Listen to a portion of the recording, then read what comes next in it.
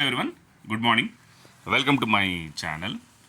So, TS eamcet 2025 ranks మనకు ఇవ్వడం జరిగింది. అయితే కౌన్సిలింగ్ షెడ్యూల్ ఇంకా మనకు టీజీసీహెచ్ నుంచి ఇంకా మనకు ఎటువంటి అప్డేట్ ఇంతవరకు రాలేదు. కరెక్ట్. అయితే ఈరోజు ఈ వీడియోలో 1 మార్క్ ఈజ్ ఈక్వల్ టు అంటే 1 mark is equal to 3 lakhs, 4 lakhs, 5 lakhs or up to 12 lakhs. How ఇది ఎలా పాసిబుల్ అవుతుంది? మీకు అర్థమై ఉంటుంది. చాలామంది పిల్లలు ఏమవుతుంది సార్ 1 మార్క్ తోటి, 1 మార్కే కదా, 2 మార్క్సే కదా, 3 మార్క్స్తో ఏమవుతుంది? ఎంతో లైట్ తీసుకొని చాలా అంటే చాలా లైట్ తీసుకొని ఎగ్జామ్ రాసేవాళ్ళు ఉంటారు. కరెక్ట్. సో ఇప్పుడు ఈ 1 మార్క్ వాల్యూనే మనకు ఫ్యూచర్లో ఎంత పెద్ద అమౌంట్ని తీసుకెళ్తుంది. 3 lakhs rupees, 4 lakhs, 5 lakhs, up to 12 lakhs, ఇంకా కొన్ని కాలేజీలకు అయితే 15 lakhs. ఎలా అంటే చూడండి, ఇది one example.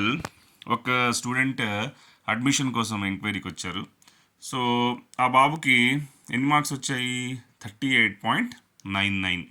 Mathematics, physics, chemistry total కలిపితే ఎన్ని మార్క్స్ వచ్చాయమ్మా? 38.99 మార్క్స్ వచ్చాయి. అంటే ఇఫ్ ఈజ్ 40 మార్క్స్ వచ్చి ఉంటే అతను ఎఫ్సెట్లో క్వాలిఫై అయ్యేవాడు, ఏదో ఒక ర్యాంక్ వచ్చేది, ఏదో ఒక కాలేజీలో ఫ్రీ సీట్కి అతను ఎలిజిబుల్ అయ్యేవాడు. అవునా? ఇంకొక కేసు చూద్దాం.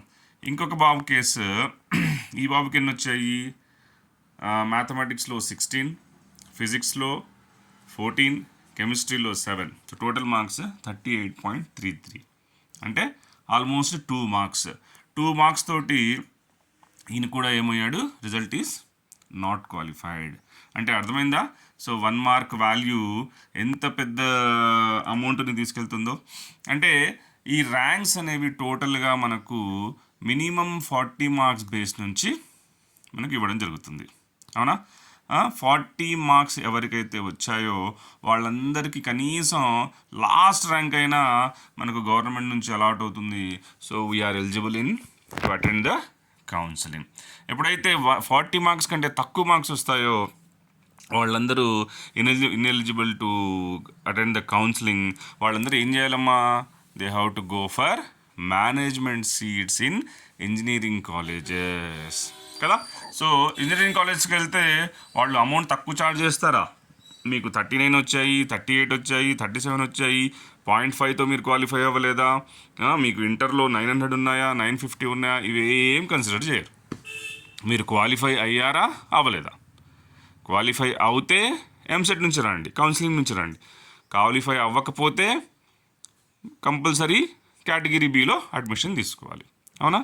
సో కొన్ని కాలేజీలు సిటీకి అవుట్స్కట్స్లో ఉన్న కాలేజీలు అయితే ఏదో 3 lakhs, 2 lakhs పిల్లలు ఉంటారు, ఉండరు. సో వాళ్ళ కాలేజీకి గవర్నమెంట్ నుంచి అలాంటి ఫీజులోనే ఇవ్వడం జరుగుతుంది. అలా అయినా మినిమం ఫీజు ఏముందండి గవర్నమెంట్ నుంచి? 45,000 rupees minimum.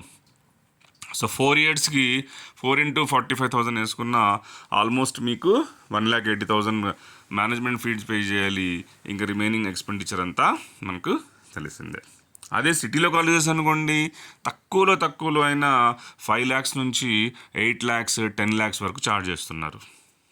So engineering college మనం ఎలా 4 years చదవాలి.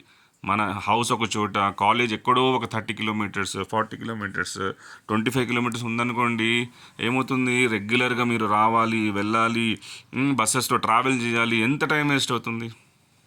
సో ఇది ఈ 1 మార్క్ వాల్యూ. అందుకోసం ఈ మార్క్స్ మనకు ఎంత ఇంపార్టెంట్ అంటే అంత ఇంపార్టెంట్. ఇంకొక చిన్న విషయం ఏంటి? ఇంటర్మీడియట్లో మనకు ఎన్ని సబ్జెక్ట్స్ ఉంటాయి? ఓన్లీ 5 సబ్జెక్ట్స్ ఉంటాయి. Mathematics, physics, chemistry, English, Sanskrit, లేదంటే తెలుగు, లేదంటే అరబిక్. కరెక్ట్. అదే ఇంజనీరింగ్కి వచ్చారనుకోండి, ఎన్ని సబ్జెక్ట్స్ ఉంటాయి మీకు? మ్యాక్సిమం 42 to 45 సబ్జెక్ట్స్ ఉంటాయి.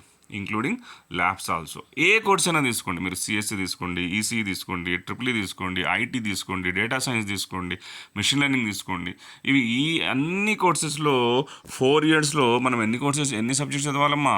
42 టు 45 సబ్జెక్ట్స్ చదవాలి. ఇంటర్మీడియట్ ఏమో ఫుల్ ఇయర్ ఓన్లీ మనము 3 subjects, major subjects maths, physics, chemistry చదువుకుంటాం. లాస్ట్లోనేమో ఇంగ్లీష్, సాంస్క్రిట్ అవి చదువుకుంటాం. ఇక్కడ అలా కాదండి. ఎవ్రీ సెమిస్టర్లో 6 సబ్జెక్ట్స్, 3 ల్యాబ్స్ ఉంటాయి. టోటల్ ఇయర్కి వచ్చేసి 12 సబ్జెక్ట్స్, 5-6 ల్యాబ్స్ ఉంటాయి. అంటే మొత్తం ఇంజనీరింగ్ అయ్యేసరికి మీకు ఎన్ని సబ్జెక్ట్స్ అవుతున్నాయి? 40 to 45 డిఫరెంట్ పేపర్స్. ఒకదాని అడ్వాన్స్ ఇంకొకటి, ఇంకోదాని అడ్వాన్స్ ఇంకొకటి, అలా. కరెక్ట్. అంటే మీరు ఎంత కష్టపడాలి? సో ఇవన్నీ మీరు ఆలోచించుకొని కేటగిరీ బిలో అడ్మిషన్ తీసుకోవాలి. ఎందుకు? మనం నాట్ క్వాలిఫై అయ్యాం కదా, మనకు ఆ 1 మార్క్ రాలేదు, అవునా? సో ఈ 1 మార్క్ వాల్యూ చూసారా మనకు ఎంత పెద్ద ప్రాబ్లమ్ని క్రియేట్ చేసిందో, అవునా? సో ఇంజనీరింగ్ కాలేజెస్కి ఏమో లక్షల డబ్బుని తెచ్చిపెడుతుంది, మనకేమో లక్షల డబ్బుని లాస్ చేస్తుంది, అవునా?